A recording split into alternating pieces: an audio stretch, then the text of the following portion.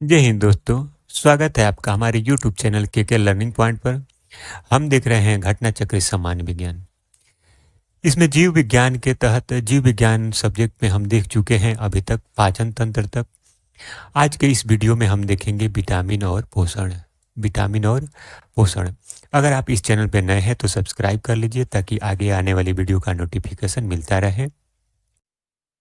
तो आइए देखते हैं विटामिन और पोषण। विटामिन एवं पोषण अध्याय में कार्बोहाइड्रेट, प्रोटीन्स, लिपिड्स, न्यूक्लिक अम्ल, जल, खनिज लवण तथा विटामिन 7 प्रकार के प्रमुख पोषक पदार्थ हैं जो शरीर के लिए आवश्यक होते हैं। इनमें क्या क्या है तो कार्बोहाइड्रेट है, प्रोटीन है, लिपिड है, न्यूक्लिक अम्ल है, जल है, खनिज लवण है, विटामिन है। ये कुल कितने हैं तो 7 प्रकार के हैं। मानव सहित सभी जंतु सामान्यतः इन्हें भोजन पेय से प्राप्त करते हैं। कुछ विटामिन डी शरीर में भी बन सकता है। जैसे कुछ विटामिन होता है जो हमारे शरीर में बनता है।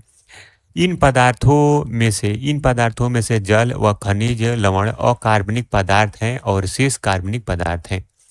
कार्बोहाइड्रेट्स एवं वसाएं प्रमुख ऊर्जा उत्पादक पदार्थ हैं। प्रोटीन शरीर का निर्माणात्मक पदार्थ है, यानी शरीर के निर्माण के लिए आवश्यक पदार्थ है कौन है तो ये प्रोटीन है। विटामिन जल एवं खनिज लवण उपापचयी क्रियाओं का नियंत्रण एवं नियमन करते हैं। कार्बोहाइड्रेट में 1:2:1 के अनुपात में क्या होता है तो कार्बन, हाइड्रोजन और ऑक्सीजन होता है। तो कार्बन 1 होता है, हाइड्रोजन 2 और ऑक्सीजन 1। ठीक है, ये यौगिक CH2O होते हैं। ठीक है। पोलैंड के वैज्ञानिक केमिसर फ्रैंक ने पहली बार विटामिनों की अवधारणा का निरूपण किया था। विटामिन शब्द का सर्वप्रथम प्रयोग किया गया। तो पूछा जाएगा कि विटामिन शब्द का सर्वप्रथम प्रयोग किसने किया था तो विटामिन शब्द का सर्वप्रथम प्रयोग कैसिमिर फ्रैंक ने किया था। किसने किया था तो कैसिमिर फ्रैंक ने किया था। मानव शरीर के लिए लगभग 13 प्रकार के विटामिन आवश्यक हैं, जिनकी 2 प्रमुख श्रेणियां हैं। तो पहली श्रेणी में आता है कि जल में घुलनशील विटामिन, जिसमें BC है। याद रखेंगे, जल में घुलनशील विटामिन BC है। और वसा में घुलनशील विटामिन हो जाएगा ED, E एवं K। ED, E एवं K ये किसमें घुलनशील होते हैं तो वसा में घुलनशील विटामिन है। विटामिन को सहायक आहार कारक भी कहा जाता है। विटामिन को सहायक आहार कारक भी कहा जाता है। इस विचार को स्पष्ट करने वाले पहले वैज्ञानिक फ्रेडरिक गोलैंड हॉपकिंस थे। ठीक है। लैक्टोज प्राकृतिक शर्करा है। लैक्टोज क्या है तो लैक्टोज प्राकृतिक शर्करा है। यह एक डाइसैकेराइड कार्बोहाइड्रेट है जो दूध में पाया जाता है। इसकी हल्की मिठास का कारण है यह ग्लैक्टोज और ग्लूकोज से मिलकर बना होता है। यह किससे मिलकर बना होता है तो यह ग्लैक्टोज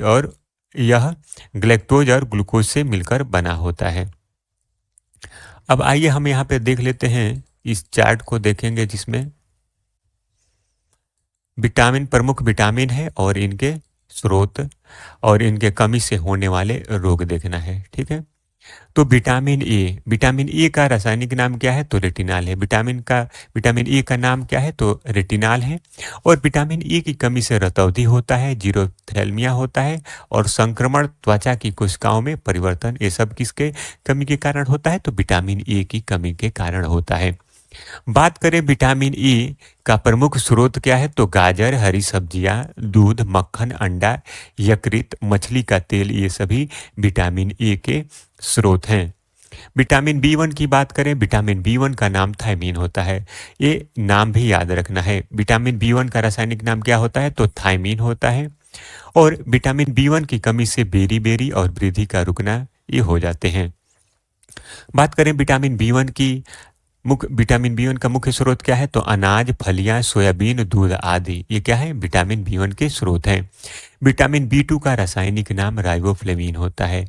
विटामिन B2 का रासायनिक नाम क्या होता है तो राइबोफ्लेविन होता है। और इसकी कमी से, विटामिन B2 की कमी से किलोसिस रोग होता है। इसके प्रमुख स्रोत क्या है तो पनीर, अंडे, ईस्ट, मांस, हरी पत्तेदार सब्जियां हैं। ठीक है। विटामिन B2 के प्रमुख स्रोत क्या है तो पनीर, अंडे, ईस्ट, मांस, हरी पत्तेदार सब्जियां। विटामिन बी 3 का रासायनिक नाम नियासिन या निकोटीनिक अम्ल है। विटामिन बी 3 का रासायनिक नाम क्या होता है? तो नियासिन या निकोटीनिक अम्ल होता है। इसकी कमी से पेलाग्रा चर्मग्राह होता है। और इसके प्रमुख स्रोत की बात करें तो विटामिन बी 3 के प्रमुख स्रोत ईस्ट, मांस, मछली, अंडे, दूध और फलियां आदि हैं। विटामिन बी 5 का रासायनिक नाम क्या है? तो विटामिन बी 5 का रासायनिक नाम होता है पेंटोथेनिक अम्ल। इसकी कमी से चर्म रोग, वृद्धि कम और बाल सफेद हो जाते हैं।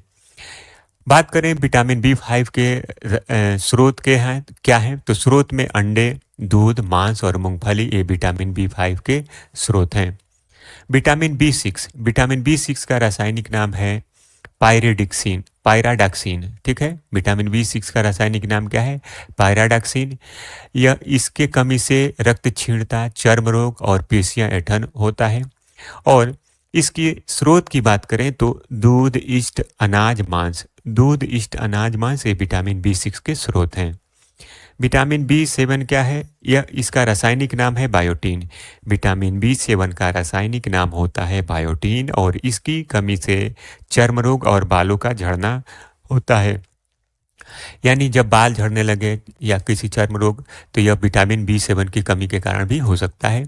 और विटामिन बी 7 का रासायनिक नाम है बायोटीन और इसके स्रोत हैं मांस, गेहूं, अंडा, सब्जी, फल।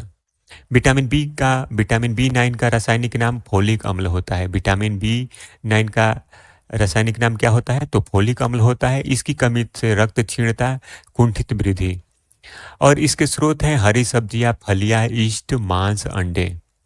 विटामिन बी 12 का रासायनिक नाम क्या होता है? Very very important. इसका नाम क्या है? तो साइनोकोबालामीन होता है। विटामिन बी 12 का रासायनिक नाम क्या होता है? तो साइनोकोबालामीन होता है। इसकी कमी से रक्त क्षीणता होता है, तंत्रिका तंत्र की गड़बड़ियाँ होती हैं। इसके स्रोत की बात करें तो मांस, मछली, अंडा, दूध, दूध उत्पाद और फोर्टिफाइड ब्रेकफास्ट ये सब क्या है? तो विटामिन बी 12 के स्रोत हैं। विटामिन सी का रासायनिक नाम क्या होता है? तो विटामिन सी का रासायनिक नाम एस्कॉर्बिक अम्ल होता है और इसकी कमी से स्कर्वी होता है। यह पाया जाता है किसमें?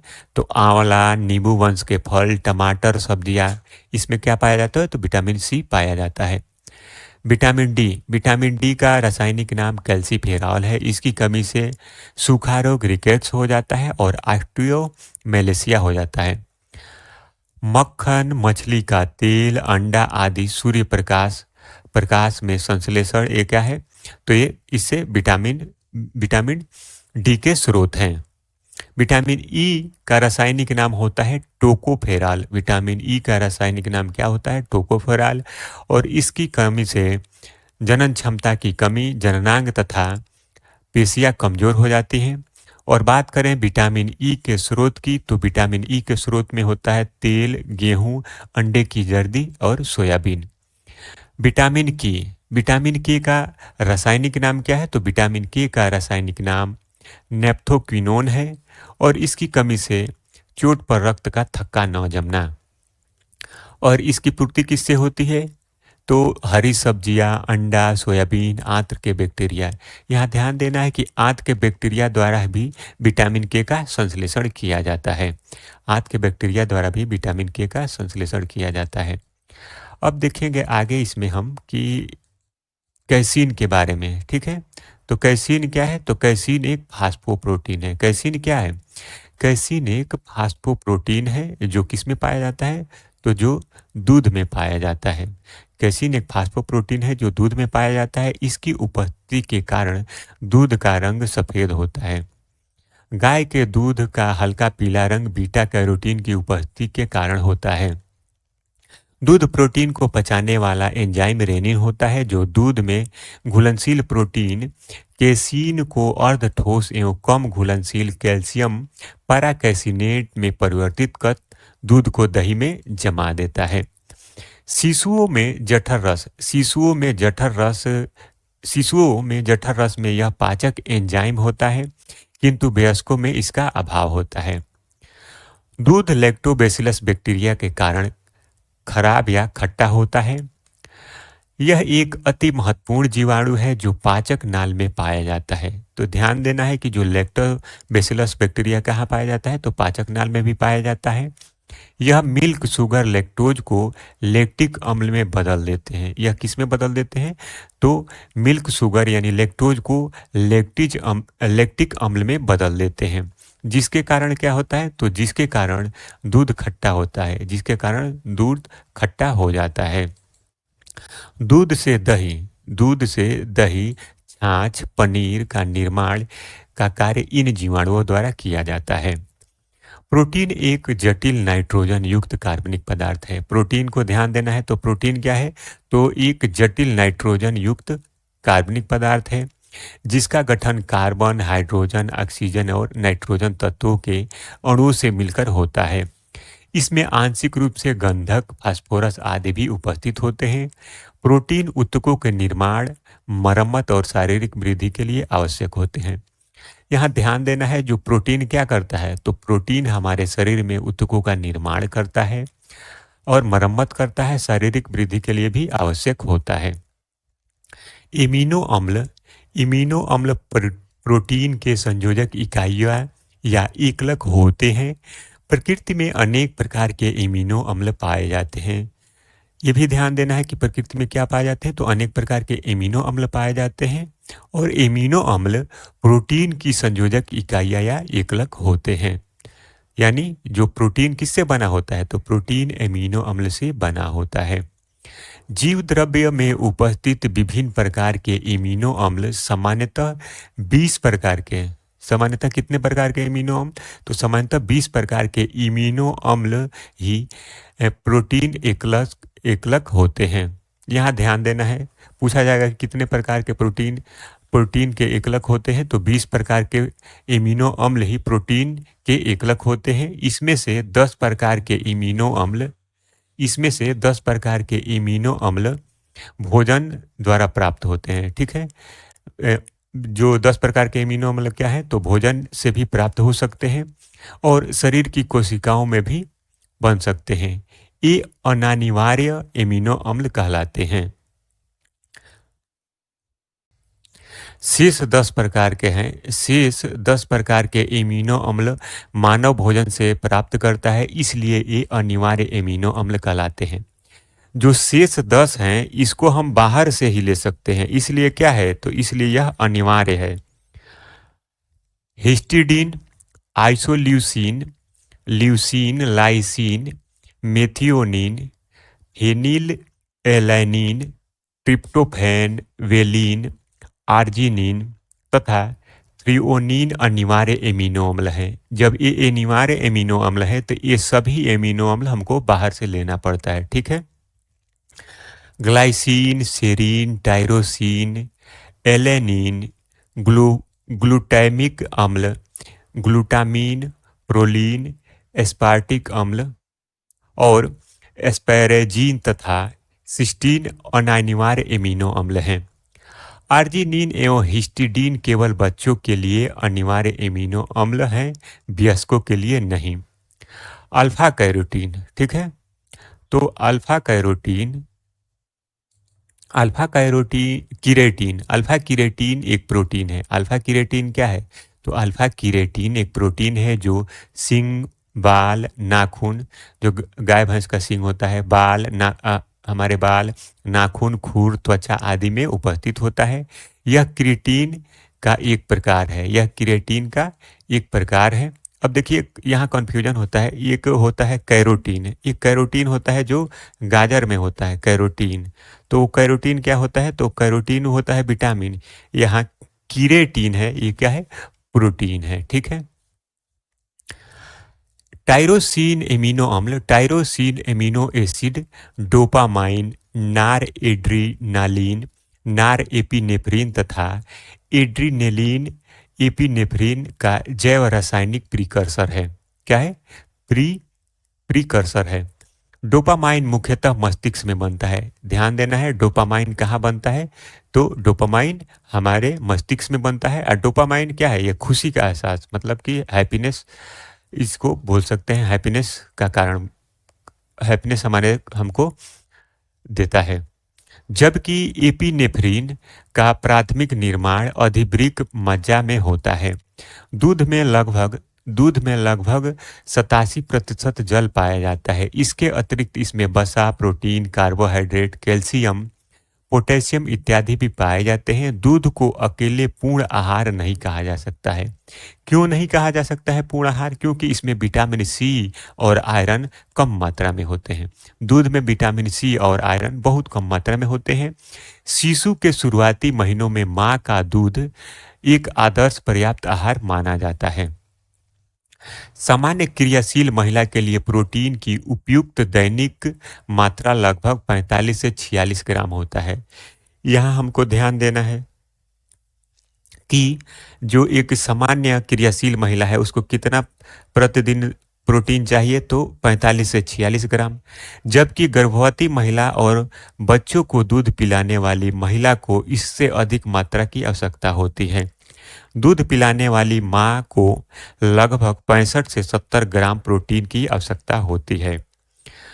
मंड या स्टार्च क्या है? मंड या स्टार्च तथा सेलुलोज दोनों का वानस्पतिक उद्भव है, यानी दोनों वनस्पति से प्राप्त होते हैं। यह ग्लूकोज अणु से निर्मित बहुलक है। स्टार्च आयोडीन घोल के साथ क्रिया करके नीला काला रंग देता है। स्टार्च जब आयोडीन से क्रिया करता है तो कैसा रंग देता है? तो नीला काला रंग देता है। जबकि सेलुलोज इस प्रकार की प्रतिक्रिया नहीं करता है। पादपों के बीजों और फलियों में स्टार्च एमाइलोज या एमाइलोपेक्टिन के रूप में उपस्थित होता है। यहाँ ध्यान देंगे कि जो पादप के बीज और फलियां होती हैं उसमें स्टार्च किस रूप में होता है? तो एमाइलोज या एमाइलोपेक्टिन के रूप में उपस्थित होता है। पालक के पत्तों में प्रचुर मात्रा में आयरन होती है। आयरन शरीर में हीमोग्लोबिन तथा साइटोक्रोम प्रोटीन का घटक है। शरीर में लौह की कमी हो जाने से अरक्तता हो जाती है तथा शरीर का सुरक्षा तंत्र भी दुर्बल हो जाता है। मानव शरीर की कोशिकाएं आवश्यक वसीय अम्लों का संश्लेषण नहीं कर सकती। यहाँ ध्यान देना है कि जो मानव शरीर की कोशिकाएं हैं यह आवश्यक वसीय अम्लों का संश्लेषण नहीं कर सकती हैं। लिनोलेइक अम्ल तथा अल्फा लिनोलेइक अम्ल मानव स्वास्थ्य के लिए आवश्यक वसीय अम्ल है, इसेंशियल फैटी एसिड है। तिलहनी फसलों में अधिकतम अल्फा लिनोलेनिक अम्ल अलसी या तीसी में पाया जाता है। अल्फा लिनोलेनिक अम्ल एक ओमेगा 3 वसीय अम्ल है जो रक्त नलिकाओं में वसा के जमाव को रोक सकता है। तो यह शरीर के लिए क्या है? बहुत ही महत्वपूर्ण है। यह क्या करता है कि रक्त नलिकाओं में वसा को जमाव को रोक सकता है। असंतृप्त वसा अनसैचुरेटेड फैट संतृप्त वसाओं की तुलना में अधिक अभिक्रियाशील होते हैं। जो असंतृप्त वसा होते हैं ये संतृप्त वसाओं की तुलना में अधिक अभिक्रियाशील होते हैं। इनके अणुओं में किन्हीं कार्बन परमाणुओं के मध्य दोहरे बंध होते हैं। संतृप्त वसाओं में दोहरे बंध नहीं होते हैं। यहाँ ये भी ध्यान देना है कि जो संतृप्त वसा होता है इसमें दोहरा बंध नहीं होता है। ठीक है। बहु असंतृप्त वसा अम्ल में अपघटन की दर काफी तीव्र होती है, जिसके कारण संवहनीय क्रिया में ऑक्सीजन O2 के अधिक अणु ग्रहण कर लिए जाते हैं।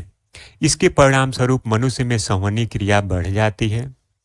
यानी जो मनुष्य में संवहनीय क्रिया होती है तो ये क्या होता है? बढ़ जाता है। बहु असंतृप्त वसा अम्ल मछली में प्रचुर मात्रा में पाया जाता है जो मानव के लिए एक अच्छा पोषक है। तो यदि हम जैसे मान लीजिए कि किसी चिकन या मटन खाते हैं तो उसमें क्या होता है? उसमें आपको संतृप्त वसा मिलेगा जो शरीर के लिए क्या होता है? नुकसानदायक होता है। लेकिन जब हम मछली का प्रयोग करते हैं तो मछली में प्रचुर मात्रा में बहु असंतृप्त वसा अम्ल पाया जाता है जो क्या होता है? जो मानव के लिए अच्छा पोषक तत्व है। सूरजमुखी क्या है? तो सूरजमुखी स्टेरेसी कुल के अंतर्गत आता है। यह एक आवृतबीजी पौधा है जिसका उपयोग तेल बनाने में किया जाता है। इसका तेल एक खाद्य तेल है। इसमें असंतृप्त वसा अम्लों की अधिकता होती है। ज्ञातव्य है कि असंतृप्त वसा अम्ल मानव के लिए एक अच्छा पोषक तत्व है। ट्रांस वसा ट्रांस वसा का उपभोग शरीर में खराब एलडीएल कोलेस्ट्रॉल को स्तर को बढ़ाता है।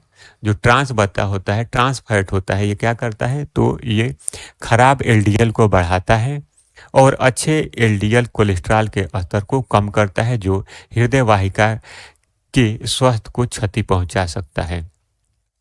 प्रायः पशु से उत्पन्न वसा तेल तथा हाइड्रोजनीकृत तेल दोनों ही ट्रांस वसा होते हैं। इसीलिए हमको कम से कम पशु चर्बी वाला जैसे मीट या अ, पशु तेल या जो भी हाइड्रोजनीकृत तेल है उसका कम प्रयोग करना चाहिए। ट्राइग्लिसराइड ट्राइग्लिसराइड शरीर में पाए जाने वाले वसा का एक प्रकार है। हमारा शरीर भोजन से प्राप्त अप्रयुक्त ऊर्जा को ट्राइग्लिसराइड में परिवर्तित कर देता है। ट्राइग्लिसराइड वसा कोशिकाओं में संचित होता है। वसा के चयापचय प्रक्रम से अधिकतम ऊर्जा मिलती है। 1 ग्राम वसा के पूर्णतः ऑक्सीकरण से 9.3 किलो कैलोरी ऊर्जा मुक्त होती है। सामान्यतः एक वयस्क व्यक्ति को 20 से 30% ऊर्जा वसा से प्राप्त होनी चाहिए। 1 ग्राम कार्बोहाइड्रेट या प्रोटीन के पूर्ण ऑक्सीकरण से लगभग 4 किलो कैलोरी ऊर्जा प्राप्त होती है। अब देखेंगे एंटीऑक्सीडेंट, जिसको हिंदी में क्या बोलते हैं? प्रतिऑक्सीकारक। ठीक है, प्रतिऑक्सीकारक या प्रति उपापचयक वे यौगिक हैं जिनको अल्प मात्रा में दूसरे पदार्थों में मिला देने से ऑक्सीजन के साथ उनकी अभिक्रिया का निरोध हो जाता है। ऑक्सीकरण एक रासायनिक प्रक्रिया है जिसमें इलेक्ट्रॉनों का स्थानांतरण किसी पदार्थ से ऑक्सीकारक एजेंट में होता है। ऑक्सीकरण अभिक्रिया के फलस्वरूप मुक्त मूलक उत्पन्न हो सकते हैं। यह मुक्त मूलक क्या करते हैं? हमारे शरीर के कोशिकाओं को क्षति पहुंचाने वाली श्रृंखला अभिक्रिया को आरंभ कर देते हैं। ठीक है, तो ये क्या है? हमारे शरीर के लिए हानिकारक होते हैं। जो यहाँ बात कर रहे हैं प्रतिऑक्सीकारक, तो प्रतिऑक्सीकारक पदार्थ स्वयं ऑक्सीकृत होकर मुक्त मूलकों को निष्क्रिय कर कोशिकाओं में होने वाली इन श्रृंखला अभिक्रियाओं को रोक देता है। तो जो ये श्रृंखला अभिक्रिया होता है इसको क्या करता है? एंटीऑक्सीडेंट रोक देता है। ठीक है, जिससे हमारा शरीर क्या होता है? स्वस्थ हो रहता है। ताजे फल एवं सब्जियां प्रतिऑक्सीकारक तत्वों के प्रमुख स्रोत हैं।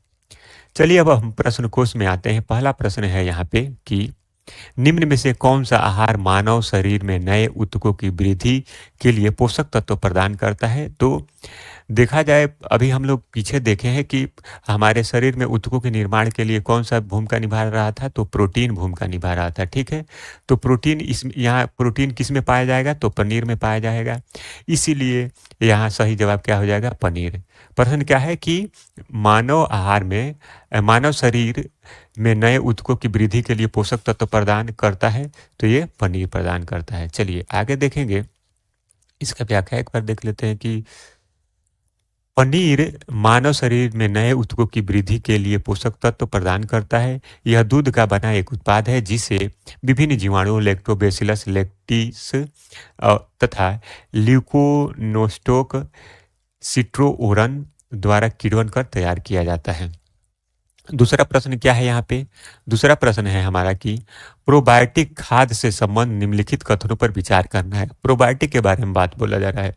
ठीक है, तो प्रोबायोटिक खाद्य में सजीव जीवाणु विद्यमान होते हैं जो मानव के लिए लाभकारी होते हैं। तो ये कथन क्या है? सही है। जो प्रोबायोटिक होता है, जैसे मान लीजिए दही भी क्या है? एक प्रोबायोटिक है, तो इसमें सजीव जीव होते हैं। ठीक है, प्रोबायोटिक खाद्य आंत फ्लोरा के अनुरक्षण में सहायता करता है। आंत फ्लोरा मतलब कि हमारे आंतों में जो एक गट फ्लोरा होता है, इसके अनुरोक्षण में सहायता करता है ये प्रोबायोटिक। ठीक है, तो यहाँ 1 और 2 दोनों सही हो जाएगा। प्रोबायोटिक खाद्य मानव के लिए लाभकारी सजीव जीवाणु विद्यमान होते हैं। साथ ही प्रोबायोटिक खाद्य आंत फ्लोरा के अनुरक्षण में सहायक है उल्लेखनीय है कि आंतफ्लोरा मानव पाचन तंत्र में मौजूदा खरबों जीवाणुओं को दी गई संज्ञा है। यानी हमारे आंतों में क्या है, खरबों जीवाणु पाए जाते हैं, इन्हीं को क्या बोलते हैं, आंतफ्लोरा बोलते हैं। आंतफ्लोरा में लाभकारी एवं हानिकारक दोनों प्रकार के जीवाणु होते हैं। प्रोबायोटिक खाद्य के लाभकारी जीवाणु जीवाणु आंत्रफ्लोरा के हानिकारक जीवाणुओं के साथ संतुलन बनाने में सहायक होते हैं। यानी जब हम प्रोबायोटिक लेते हैं तो क्या करता है, ये हानिकारक जीवाणुओं के साथ संतुलन बनाता है। चलिए, तो अगला प्रश्न है कि प्रतिजैविक यानी प्रोबायोटिक प्रतिजैविकों यानी प्रोबायोटिक्स के संदर्भ में निम्नलिखित कथनों पर विचार करना है। प्रतिजैविक जीवाणु और ईस्ट दोनों के बने होते तो कथन क्या हो जाएगा, सही हो जाएगा। प्रतिजैविक में जीव खाए जाने वाले खाद्य में होते हैं, किंतु वे नैसर्गिक रूप से हमारी आहार नाली में यानी गट में नहीं पाए जाते हैं।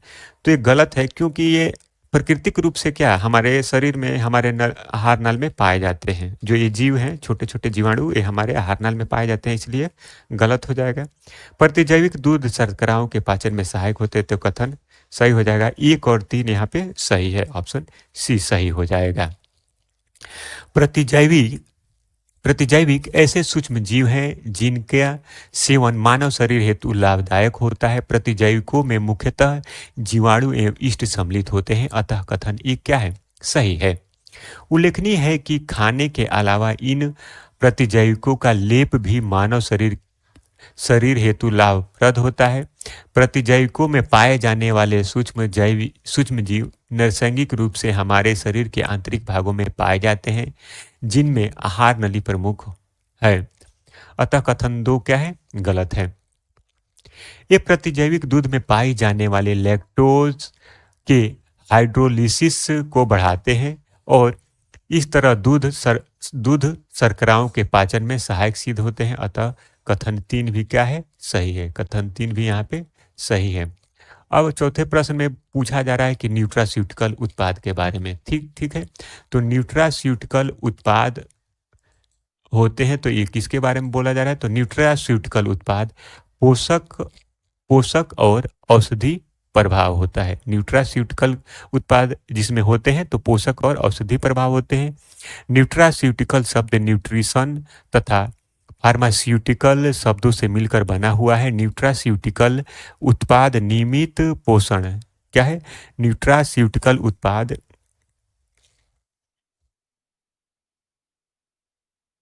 न्यूट्रास्यूटिकल उत्पाद नियमित पोषक मूल्यों के साथ औषधीय लाभ प्रदान करने के लिए जाने जाते हैं। अगला प्रश्न है कि फंक ने, ठीक है, फंक ने निम्नलिखित में से किसका आविष्कार किया था, तो फंक ने विटामिन का आविष्कार किया था। पोलिश वैज्ञानिक कैसिमीर फंक ने पहली बार विटामिन की अवधारणा का निरूपण किया तथा विटामिन शब्द का प्रयोग किया।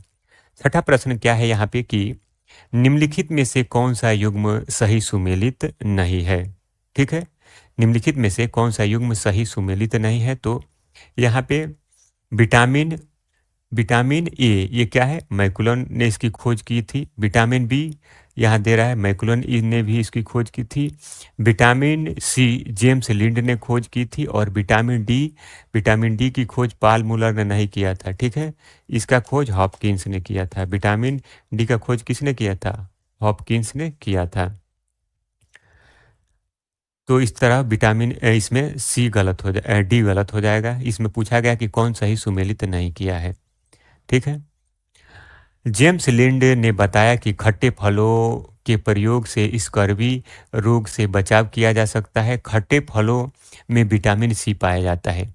पाल मूलर विटामिन डी से संबंधित नहीं है। ये डीडीटी के कीटनाशक गुणों की खोज व मलेरिया एवं पित्त रोग क्या है, मलेरिया एवं पित्त ज्वर जैसे वेक्टर रोगों की रोकथाम में इसकी उपयोगिता के लिए जाने जाते हैं। विटामिन ए एवं विटामिन बी की खोज एल्मर मैकुलम द्वारा की गई थी, जबकि जबकि विकल्प में ए एवं बी में मैकुलम नाम दिया गया है, जो कि त्रुटिपूर्ण है। ठीक है,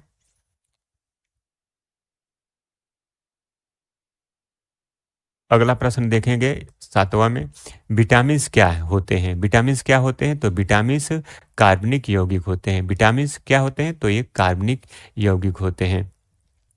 विटामिन्स जटिल कार्बनिक यौगिक होते हैं जो कि शरीर के उपापचयी अभिक्रियाओं में उत्प्रेरकों की क्रियाओं का नियंत्रित करते हैं। जंतुओं को अधिकांशतः विटामिन भोजन से ही प्राप्त होते हैं क्योंकि इनका संश्लेषण पादप करते हैं।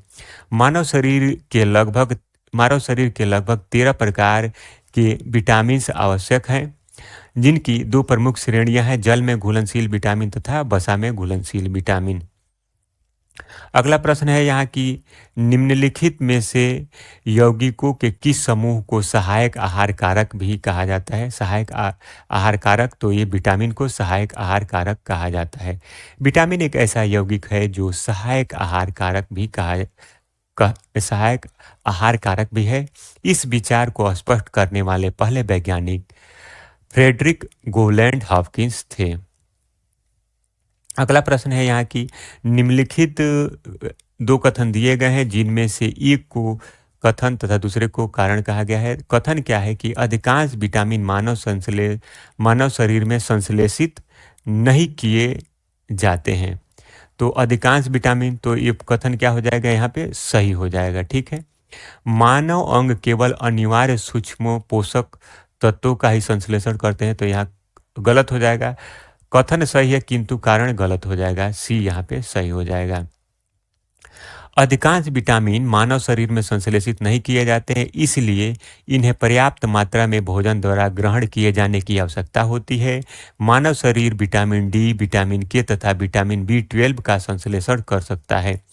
मानव शरीर हेतु आवश्यक विटामिन, खनिज तथा आहारीय घटकों को शरीर स्वयं पर्याप्त मात्रा में निर्मित नहीं कर सकता, इन्हें ही अनिवार्य सूक्ष्म पोषक कहते हैं। स्पष्ट है कि कारण आर असत्य है। अगला प्रश्न है यहाँ पे कि नीचे दो कथन दिए गए हैं। अब देखिए अभिकथन क्या है?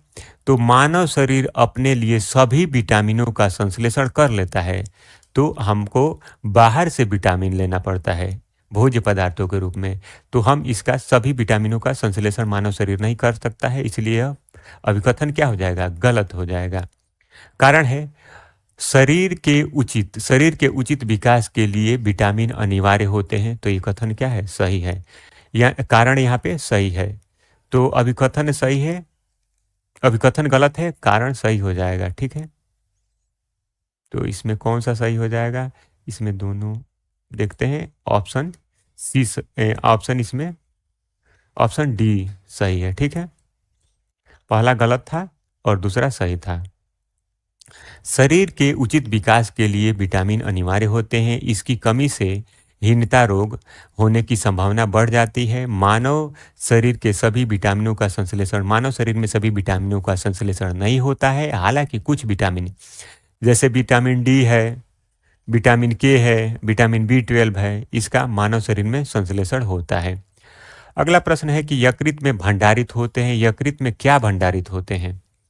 तो देखिए, जो वसा में भंडारित होते हैं तो ADE के, ठीक है, ADE के, तो यहाँ पे किसी भी ऑप्शन में ऐसा नहीं है, तो इसमें से कोई नहीं होगा।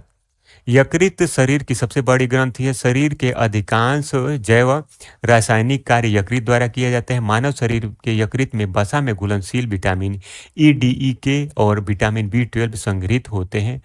अतः सही उत्तर विकल्प डी है, यानी इनमें से कोई नहीं।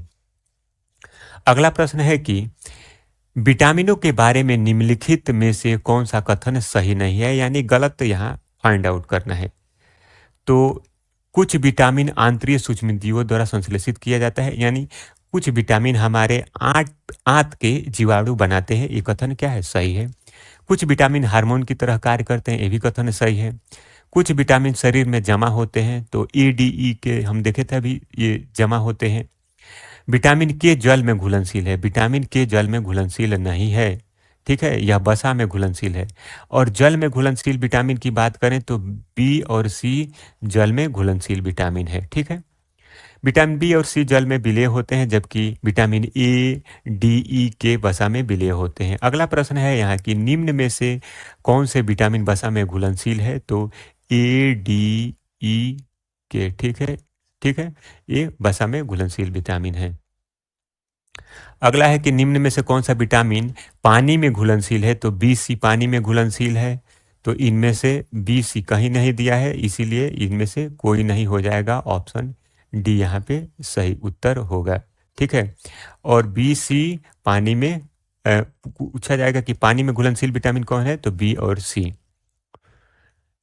पोलैंड के वैज्ञानिक कैसिमिर फंक ने पहली बार विटामिनों की अवधारणा का निरूपण किया तथा विटामिन शब्द का सर्वप्रथम प्रयोग किया। मानव शरीर में लगभग 13 प्रकार के विटामिन आवश्यक हैं, जिनकी 2 प्रमुख श्रेणियां हैं। पहला है जल में घुलनशील विटामिन, जिसमें बी और सी है। वसा में घुलनशील विटामिन ए, डी, ई के विटामिन को सहायक आहार कारक भी कहा जाता है, आहार भी कहा जाता है। अगला प्रश्न है कौन सा विटामिन जल में घुलनशील है? तो बी और सी जल में घुलनशील विटामिन होता है। अगला प्रश्न वही है कि जल में घुलनशील विटामिन, तो हमको याद रखना है बी और सी, तो ऑप्शन में यहाँ सी सही हो जाएगा। निम्नलिखित में से कौन सा विटामिन पानी में घुलनशील है? बी, सी याद रखना है।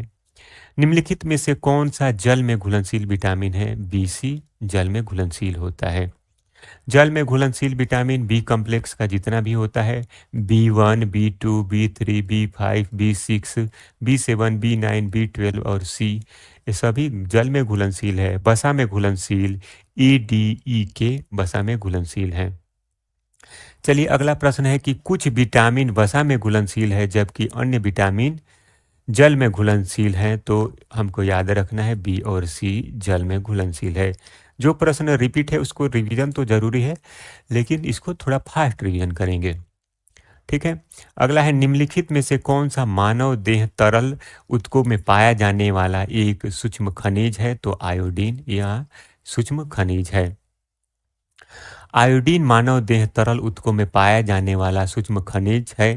थायराइड ग्रंथि से थायराइड हार्मोन बनाने के लिए शरीर को आयोडीन की आवश्यकता होती है। थायराइड हार्मोन उपापचय को प्रभावित करते हैं। वे मस्तिष्क, नसों और हड्डियों के विकास एवं कार्य के लिए आवश्यक हैं। अगला प्रश्न है कि जीवधारियों को कम से कम 27 तत्वों की आवश्यकता होती है, जिनमें से 15 धातुएं हैं। इनमें जो प्रभुत मात्रा में आवश्यक होती हैं वे हैं, तो कौन सा हो जाएंगे? तो हो जाएंगे पोटेशियम, सोडियम, मैग्नीशियम और कैल्शियम, ठीक है। पोटेशियम, सोडियम, मैग्नीशियम और कैल्शियम हो जाएगा। इसमें सी सही हो जाएगा। जीवधारियों में potassium, sodium, magnesium, calcium, sulphur, chlorine इत्यादि आवश्यकता प्रभुत मात्रा में होती है। अतः इन तत्वों को दीर्घ मात्रा पोषक तत्व कहते हैं, जबकि लघु मात्रा पोषक तत्वों की आवश्यकता जीवों को बहुत ही सूक्ष्म मात्रा में होती है।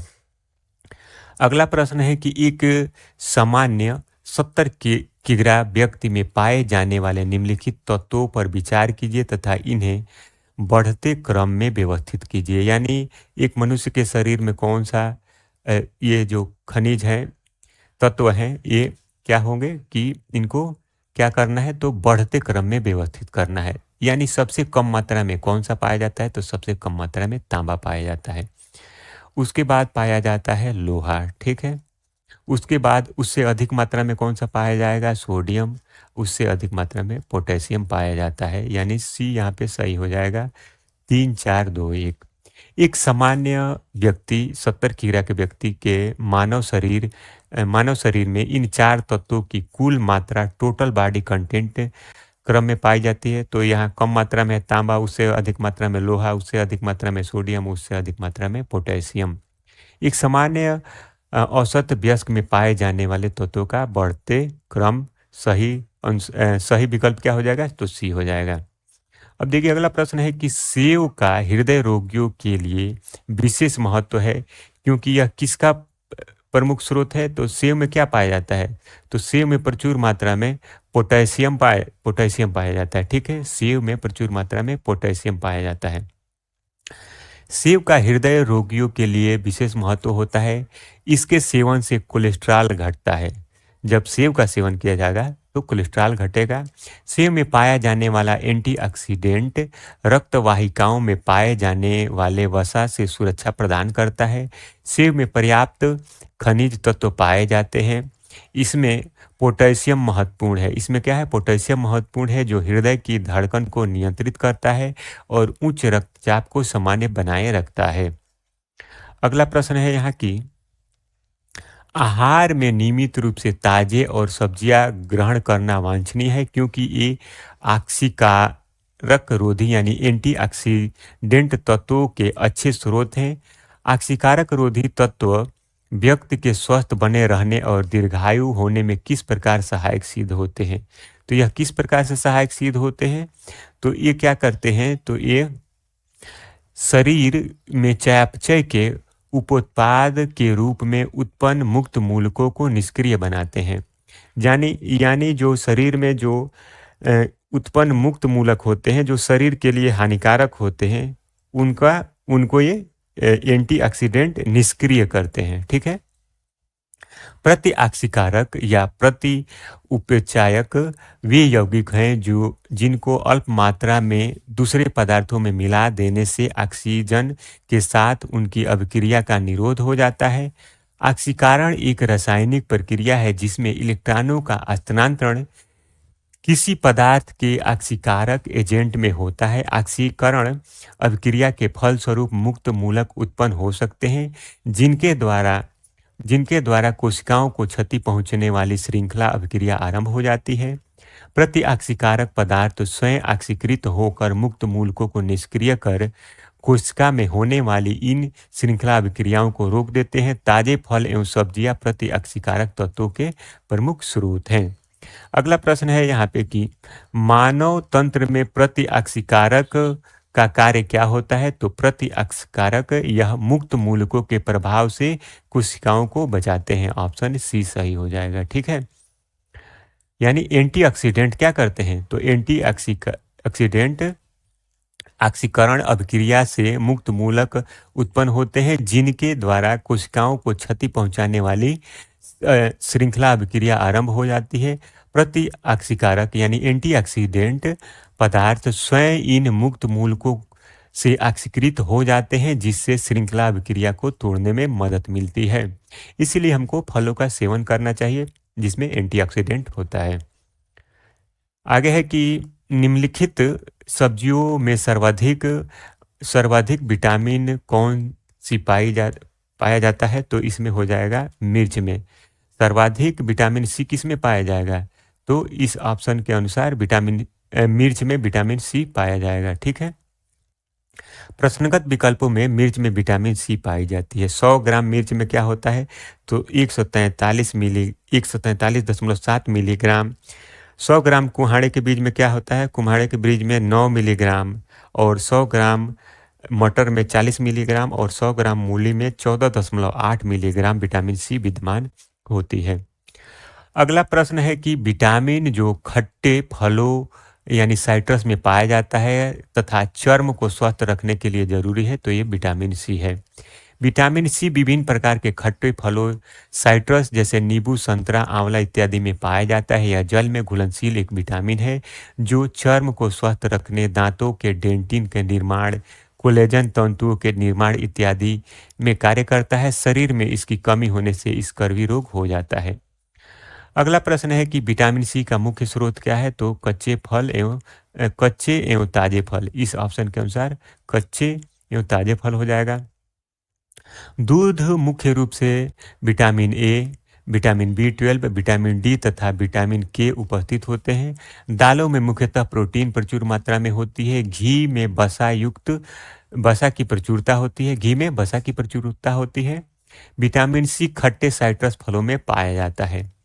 अगला प्रश्न है कि विटामिन सी का सबसे उत्तम स्रोत, तब इन विकल्पों में विटामिन सी का सबसे उत्तम स्रोत आंवला हो जाएगा। ठीक है, विकल्प के अनुसार विटामिन सी का सबसे उत्तम स्रोत आंवला हो जाएगा। ठीक है। विटामिन सी विटामिन सी का रासायनिक नाम एस्कॉर्बिक अम्ल है तथा इसका सबसे उत्तम स्रोत आंवला है।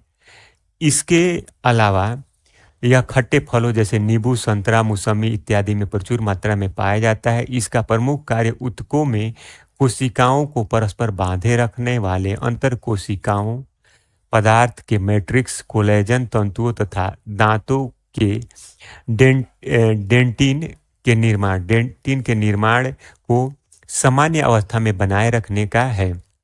यह जल में घुलनशील होता है। इसकी कमी से शरीर में स्कर्वी रोग हो जाता है, जिसके प्रभाव से घाव नहीं भरते। प्रश्न संख्या 30 क्या है कि निम्नलिखित में कौन विटामिन सी का सबसे अच्छा स्रोत है? तो आंवला विटामिन सी का सबसे अच्छा स्रोत है। प्रश्न संख्या 31 है कि निम्न में से कौन विटामिन सी की सर्वाधिक मात्रा होती है? किसमें? तो किसमें विटामिन सी की? तो विकल्प के अनुसार संतरा में विटामिन सी सर्वाधिक मात्रा में पाई जाती है। अगला प्रश्न यही है विटामिन सी से संबंधित। तो विटामिन सी का रासायनिक नाम क्या होता है? तो विटामिन सी का रासायनिक नाम याद रखेंगे, विटामिन सी का रासायनिक नाम एस्कॉर्बिक एसिड होता है, एस्कॉर्बिक अम्ल होता है। ठीक है, विटामिन सी का रासायनिक नाम एस्कॉर्बिक अम्ल। अगला प्रश्न है कि विटामिन सी सर्वाधिक प्रचुर स्रोत है, तो यह संतरा है। घाव भरने के लिए निम्नलिखित में से विटामिनों में से कौन सा विटामिन सहायक होता है? तो विटामिन सी घाव भरने में सहायक होता है। विटामिन सी घाव भरने में सहायक होता है। अगला प्रश्न देखेंगे कि यहाँ किसके अवशोषण में विटामिन सी मदद करता है? यानी विटामिन सी किसके अवशोषण में मदद करता है? तो इन विकल्पों के अनुसार लोहे के मदद, यानी जब हम जैसे विटामिन सी लेते हैं उसके साथ हरी पत्तेदार सब्जियां खाते हैं तो उसमें अच्छे तरह से क्या होगा, लौह हमारे शरीर में अवशोषित होगा। कैल्शियम एवं मैग्नीशियम के साथ विटामिन डी ग्रहण करने पर यह विटामिन कैल्शियम, मैग्नीशियम एवं अन्य खनिजों के अवशोषण दर में वृद्धि करता है।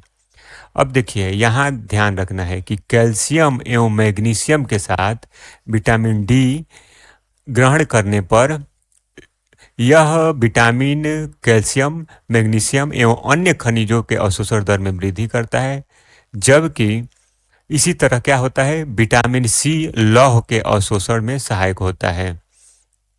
जब हरी पत्तेदार सब्जियां खा रहे हैं तो अगर नींबू खाएंगे तो क्या होगा, अच्छी तरह से लौह का अवशोषण होगा। आगे है कि निम्नलिखित विटामिनों में कौन सा शरीर में भंडारित नहीं होता है? तो विटामिन बी और सी शरीर में भंडारित नहीं होता है और विकल्प में यहाँ हमको विटामिन सी दिया है। विटामिन सी जल में विलय होता है या शीघ्र ही मूत्र के साथ उत्सर्जित हो जाता है तथा हमारे शरीर में संचित नहीं रह सकता है। ठीक है, यहाँ थोड़ा सा गलत हो गया है। विटामिन जो बी होता है ये शरीर में भंडारित हो सकता है, लेकिन यहाँ ध्यान देना है कि बी और सी क्या होता है, तो शरीर में जल में घुलनशील होता है। ठीक है, निम्नलिखित में से किस विटामिन की खून से थक्का धीरे बनने की बीमारी होती है? तो किस विटामिन की कमी हो जाएगी तो खून का थक्का धीरे बनेगा? तो ये विटामिन के की कमी हो जाने के कारण खून में थक्का बनने का दर धीमा हो जाएगा। विटामिन के की कमी से शरीर में खून का थक्का धीरे बनने की बीमारी होती है। विटामिन बी को रुधिर स्राव रोधी कहते हैं। इसकी कमी वाले व्यक्तियों का ऑपरेशन आसानी से नहीं किया जा सकता क्योंकि अधिक रुधिर बह जाने का डर होता है। अगला प्रश्न है मनुष्यों में निम्नलिखित में से कौन सा विटामिन खून का थक्का जमने में सहायक होता है? तो यह विटामिन सी होता है। ठीक है, विटामिन सी होता है। आगे है, निम्नलिखित में से कौन सा विटामिन मनुष्य में रक्त जमने के लिए जिम्मेदार होता है? तो विटामिन के मनुष्य में रक्त के जमने के लिए जिम्मेदार होता है। अगला प्रश्न है, रक्त का थक्का बनाने के लिए किस विटामिन की आवश्यकता होती है? यह विटामिन के होता है। रुधिर स्कंदन में कौन सा विटामिन प्रभावी होता है? यही थक्का जमने की बात हो रही है, तो विटामिन के। अगला प्रश्न है, विटामिन जो रक्त का थक्का बनाने के लिए प्रभावी होता है, यही विटामिन के है। निम्नलिखित में से वही मतलब कि वही प्रश्न है, सेम टू सेम। प्रति स्कंदक विषों के प्रतिविष प्रतिकारक के रूप में प्रयोग होता है, तो ये हो जाएगा विटामिन के। यानी प्रति स्कंदक विषों के प्रतिविषी प्रतिकारक के रूप में विटामिन के का प्रयोग किया जाता है। अगला प्रश्न है कि निम्नलिखित में से क्या आंत के जीवाणुओं द्वारा संश्लेषित किया जाता है? तो आंत के जो जीवाणु होते हैं उनके द्वारा कौन कौन सा विटामिन बनाया जाता है? तो विटामिन B12 और के दोनों विटामिन आंत के जीवाणुओं द्वारा संश्लेषित किए जाते हैं। जो हमारे आंत में जो जीवाणु होते हैं उनके द्वारा B12 और के संश्लेषित किए जाते हैं, दोनों विटामिन। आगे है, निम्नलिखित में से कौन सा सही सुमेलित नहीं है? नियासिन, पेलाग्रा, थायमीन, बेरी, विटामिन डी सूखा रोग, और आगे क्या है? आगे है इसमें कि विटामिन के बांधता, तो विटामिन ई के कमी के कारण बांधता होता है, तो यही सुमेलित नहीं है। ठीक है। विटामिन के की कमी से रक्त में थक्का बनने की समस्या होती है, जबकि अन्य समस्त विकल्प सही सुमेलित है। अगला प्रश्न है, विटामिन डी का स्रोत होता है? तो विटामिन डी का स्रोत सूर्य की किरणें होती है। विटामिन डी का स्रोत सूर्य की किरणें है। वास्तव में सूर्य की किरणों द्वारा विटामिन डी का निर्माण हमारी त्वचा कोशिकाओं द्वारा किया जाता है, जो कि यहाँ से निर्मित होकर रुधिर में मुक्त हो जाता है। इसके अलावा मक्खन, यकृत, अंडों की जर्दी, वृक्क इत्यादि से भी यह मिलता है। विटामिन डी की कमी से बच्चों में रिकेट्स तथा वयस्कों में ऑस्टियोमैलेशिया नामक बीमारी हो जाती है। कैल्शियम एवं विटामिन डी की संयुक्त रूप से कमी होने पर वयस्कों में ऑस्टियोपोरोसिस नामक रोग हो जाता है, यानी हड्डियां भी कमजोर हो जाती हैं। सूर्य की किरणों में कौन सा विटामिन प्राप्त होता है? तो विटामिन डी प्राप्त होता है। अगला प्रश्न है कि निम्न में से कौन सा एक विटामिन सूर्य के प्रकाश में उपस्थिति में त्वचा में बनता है? तो विटामिन डी बनता है। अगला प्रश्न है, विटामिन डी की अल्पता से कौन सा रोग हो जाता है? तो ऑस्टियोपोरोसिस हो जाता है और रिकेट्स हो जाता है। विटामिन डी में निम्नलिखित में से क्या पाया जाता है? तो ये कैल्सीफेरॉल पाया जाता है। क्या पाया जाता है विटामिन डी में? तो कैल्सीफेरॉल पाया जाता है। विटामिन डी का रासायनिक नाम कैल्सीफेरॉल होता है। विटामिन सी का रासायनिक नाम एस्कॉर्बिक अम्ल होता है तथा विटामिन ई का रासायनिक नाम रेटिनॉल होता है। अगला प्रश्न है कि निम्नलिखित में से किस विटामिन को आर्गो कैल्सीफेरॉल कहते हैं? तो ये विटामिन D2 को आर्गो कैल्सीफेरॉल कहते हैं। विटामिन D2 को आर्गो कैल्सीफेरॉल कहते हैं, जबकि विटामिन D3 को कोले कैल्सीफेरॉल कहलाता है। विटामिन डी का वह प्रकार है जो मुख्यतः भोजन व आहार अनुपूरक के रूप में मनुष्यों को प्राप्त होता है। मुख्य रूप से भोजन में यह मक्खन, मशरूम, दूध, पनीर, मांस, अंडों की जर्दी, मछली का तेल आदि में मिलता है। इसकी कमी से बच्चों में सूखा रोग या रिकेट्स हो जाता है।